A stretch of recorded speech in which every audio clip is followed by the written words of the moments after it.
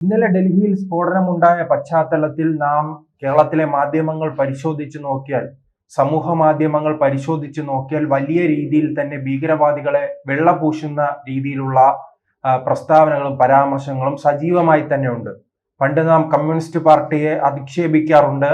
അവർ ഇത്തരം സംഭവങ്ങൾ ഉണ്ടാകുമ്പോൾ, അവരുടെ പാർട്ടിക്കെതിരെ എന്തെങ്കിലും വിഷയം ഉണ്ടാകുമ്പോൾ ക്യാപ്സ്യൂളുകളുമായി വരുമെന്ന്. ഇപ്പോൾ ഒരു വിഭാഗം ഈ ഭീകരവാദികൾക്ക് അനുകൂലമായി ക്യാപ്സ്യൂളുകളുമായി വരുന്നു. ഇത് ആദ്യത്തെ സംഭവമല്ല. പെഹൽഗാമിലും ആക്രമണം ഉണ്ടായ പശ്ചാത്തലത്തിൽ അന്ന് കൃത്യമായി തന്നെ ഉയർന്നതായിരുന്നു.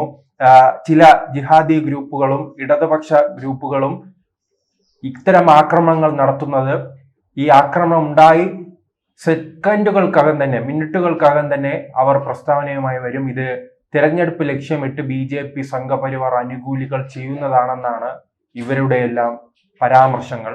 പക്ഷെ പിടിക്കപ്പെടുന്നത് പെഹൽഗാമിലെ ആക്രമണവുമായി ബന്ധപ്പെട്ട് മതം ചോദിച്ച് സാധാരണക്കാരായ ടൂറിസ്റ്റുകളെ കൊലപ്പെടുത്തിയ കേസിൽ അന്ന് പിടിക്കപ്പെട്ടതും കൊല്ലപ്പെട്ടതും ഇതിന് പിന്നിൽ ഗൂഢാലോചന നടത്തിയതെല്ലാം മുസ്ലിം തീവ്രവാദികളായിരുന്നു.